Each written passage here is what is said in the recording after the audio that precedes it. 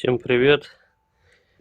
Наверное, все ренушники, у кого стоит демпферный шкив коленвала, сталкивались с тем, что начинает стучать. Вот у меня начался тоже небольшой стук. Это у нас оригинальный шкив. Я вот сейчас его снял, ну и решил посмотреть, почему же он стучит. Визуально резина целая. Многие думают, что он стучит из-за того, что отслаивается резина. Вот в моем случае тут резина как новенькая. Вот. А вот, скорее всего, причина самого стука. Сейчас покажу, сфокусируется. Ну, давайте. Так, конструктивно, что у нас получается? Сам шкив, где уже ремень одевается. Вот это вот идет полоска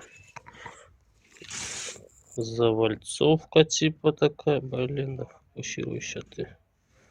Не хочет. Вот видно. Вот. Видно, вот такая вот идет завальцовка по кругу. Вот этот сам шкив. Завальцовка. Потом идет еще одна обойма. Вот здесь резина. Может, лучше видно будет. Вот резина. И уже тоже внутренняя часть шкива пошла. Так вот, я не знаю, многие думают, что вот эта резина отслаивается, что там начинает стучать. Но, к сожалению, сейчас покажу. Может, и многие ошибались. Причина вот в чем. Сейчас на видео будет видно. Вот.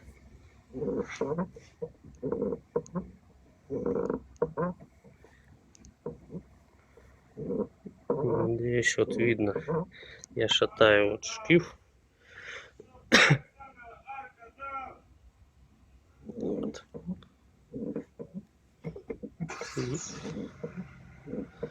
То есть что у нас получается?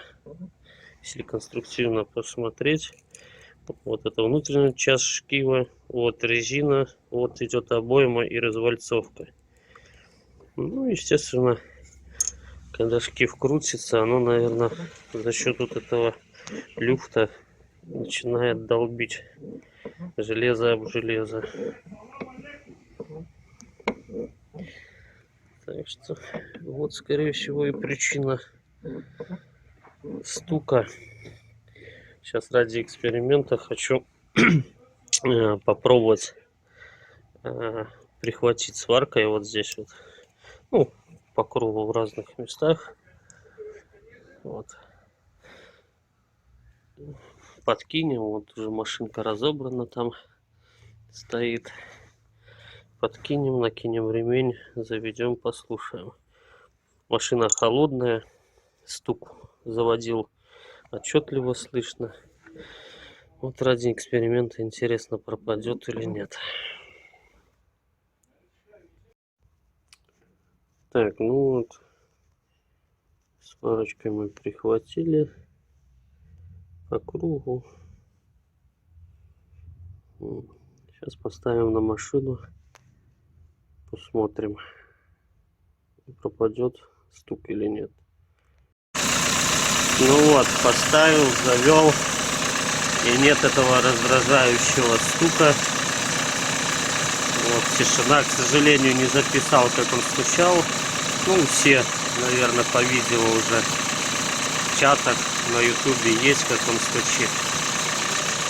А сейчас вот здесь, как телефон передает, не знаю, но шелестение, звук только дизеля и никаких посторонних стуков. Так что вот так, вот такой лайфхак. Вот теперь даже не знаю, ставить новый или на этом поездить, послушать. Может, и оставлю.